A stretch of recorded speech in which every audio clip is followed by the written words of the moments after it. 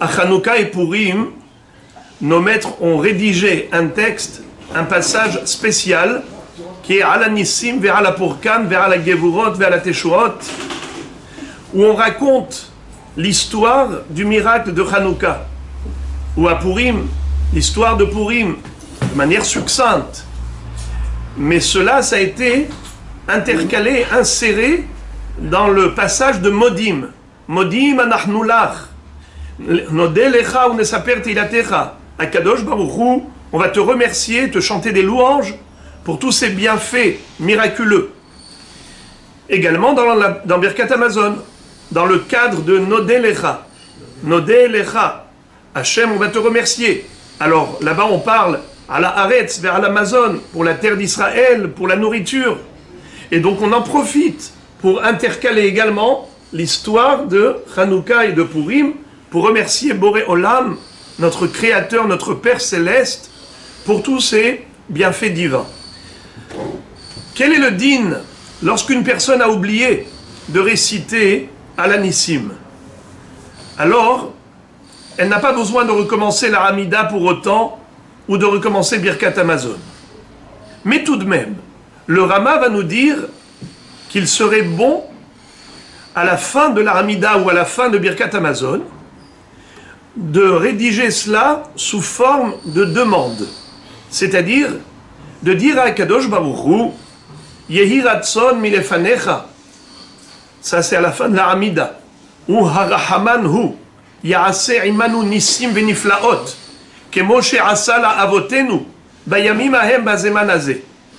Que Akadosh Baruch Hu, qui a réalisé tant de prodiges et de miracles en faveur de nos ancêtres à l'époque de Hanouka et de Purim, eh bien qu'il en fasse tout autant pour nous également.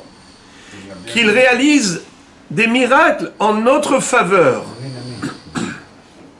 Alors la question qui se pose, elle est double. Premièrement, les Chachamim nous disent que ça ne sert à rien de demander des miracles. Par exemple, un homme dont l'épouse était enceinte. Et cet homme voulait que sa femme donne naissance à un garçon. Alors il dit, Yehi Ratson sheteled ishti zachar. Je voudrais qu'elle ait un fils. Eh bien, la Mishnah nous dit, Harezot filat shav. C'est une prière vaine, car elle est déjà enceinte. Et donc le genre, le sexe a déjà été fixé, on ne pourra pas le changer. Alors ça ne sert à rien. Alors la Gemara pose la question, elle dit, mais pourtant Léa était déjà enceinte de sa 7e grossesse, et elle a dit, Ribono shel olam, maître du monde, je ne voudrais pas que ce soit un garçon, car je sais que Yaakov Avinu doit en avoir 12 fils. Moi j'en ai déjà 6. Bilha et Zilpa, les 2 servantes, en ont déjà 2 chacune. Ça fait en tout 10. Maintenant, moi, je suis enceinte. Si c'est un garçon, alors ce sera au détriment de ma sœur Rachel. Rachel, il lui reste 2 chances, c'est-à-dire d'avoir 2 fils. Puisqu'on a déjà 10, Yaakov doit en avoir 12, elle a encore la chance d'avoir 2 fils. Mais si moi, j'ai encore un 11e fils, 11e garçon, donc ma sœur Rachel n'en aura qu'un seul. Elle va se retrouver inférieure à Bilha et Zilpa, les 2 servantes. Je ne veux pas qu'elle ait cette honte, cette humiliation. Alors, maître du monde, je te demande que le garçon que je porte, que ça devienne une fille. Elle a fait un din, un jugement avec Akadosh Baruch Hu, et en effet, elle aurait dû avoir Yosef, elle a transformé en Dina. Pourquoi elle l'a appelé Dina? Parce qu'elle a fait un din, un jugement, un deal avec Akadosh Baruch Hu. Eh bien, la Gemara dit, tu vois que ça marche. Elle a réussi à transformer un garçon en fille avec une prière. Pourquoi tu dis que c'est une tfilat shav? La Gemara donne 2 réponses. Première, c'est qu'elle dit que, en fait, elle avait fait cette prière avant 40 jours depuis la conception. L'embryon n'était pas encore fixé, puisque on n'a pas encore atteint l'état embryonnaire, ce n'est pas encore un fœtus complet, alors on peut encore changer et métamorphoser le genre à ce moment-là. Mais une fois que 40 jours se sont écoulés, c'est fixé et ça reste figé. Première réponse. La deuxième, c'est que, en effet, même si chez Léa, ça s'est passé après 40 jours, mais chez elle, c'était un miracle. C'était un nes. En mevi'im re'aya mima'ase nisim. On ne peut pas prendre une exception comme une généralité. Le miracle, ça reste exceptionnel. Ça ne devient pas une référence générale. Donc, la Gemara reste là-dessus, qu'on ne peut pas demander à Dieu des miracles pour transformer la fille en garçon. Alors, comment est-ce possible de demander à Kadosh Baruch Hu, fais en notre faveur des miracles, comme tu as fait, mais ça ne sert à rien. Premièrement, la Gemara a qualifié cela de prière vaine. Deuxième question, même si ce miracle se réalise, est-ce que c'est quelque chose de positif? La Gemara nous dit que l'homme ne doit jamais se mettre en danger, car peut-être il ne méritera pas d'être sauvé miraculeusement. Et même si c'était le cas, mais ce sauvetage peut lui coûter cher. Pourquoi? Menakim lo misruyotav. On va prélever sur son compte de mérite, de mitzvot, là-haut. Là-haut dans le ciel, chacun a un compte en banque.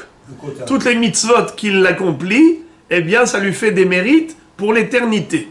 Mais si quelqu'un était en danger, et il a été sauvé miraculeusement, eh bien il a prélevé de ses mérites de là-haut, eh bien il a déjà encaissé en bas.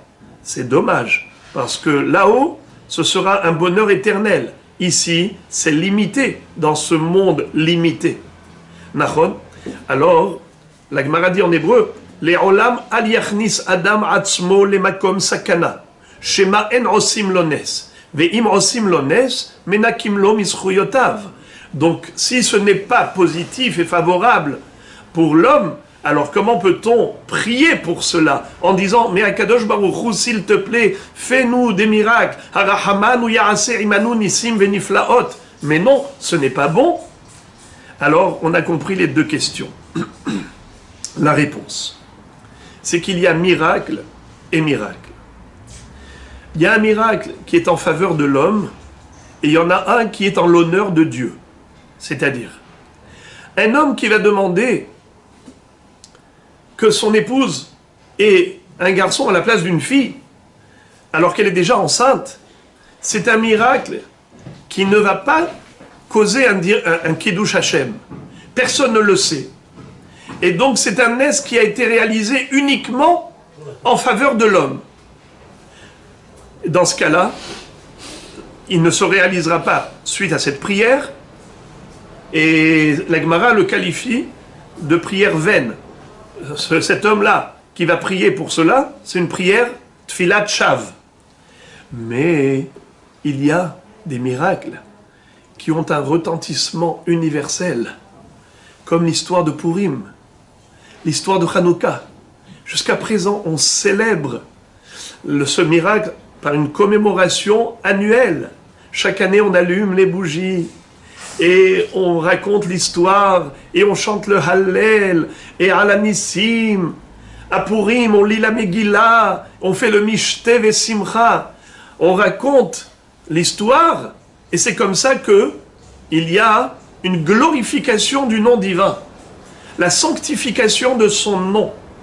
C'est comme ça que il y a un Kiddush Hashem. Il y a un grand Kiddush Hashem grâce à cette célébration. Alors le Nes qu'on a eu à cette époque, c'est un Nes, certes, qui a profité à Israël, mais qui a déclenché la gloire divine, qui a fait que tout le monde aujourd'hui connaît Hachem et le reconnaît grâce à ces miracles qu'il a effectués. Alors nous disons comme ça, Akadosh Baruch Hu, ce qu'on te demande, c'est d'être les facteurs pour la gloire de ton nom. Réalise en notre faveur des miracles qui vont faire que on pourra les raconter et les gens verront que toi, Hachem, tu es présent sur la scène de l'histoire du monde. Tu interviens dans notre vie et que cet événement miraculeux puisse ensuite entraîner un grand Kiddush Hashem. Les gens vont admirer de plus en plus Akadosh Baruch Hu et ils vont le servir avec joie. Ils vont le reconnaître. Alors, c'est pour ça qu'on dit Arahamanu ya'ase imanu nisim veniflaot kemo she'asita la avotenu bayamim ahem bazeman hazeh. Ce qu'on te demande, c'est des nissim qui sont à l'instar et à l'image des nissim de Purim et de Hanouka. Alors là, en effet, puisque c'est pour l'honneur d'Hachem, ce n'est pas au détriment des mérites de l'homme.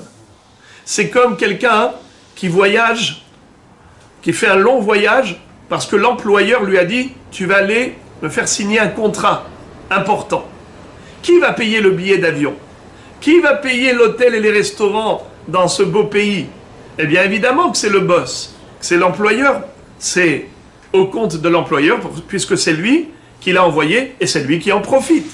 Alors on dit à Kadosh Baruch Hu, c'est toi qui vas en profiter.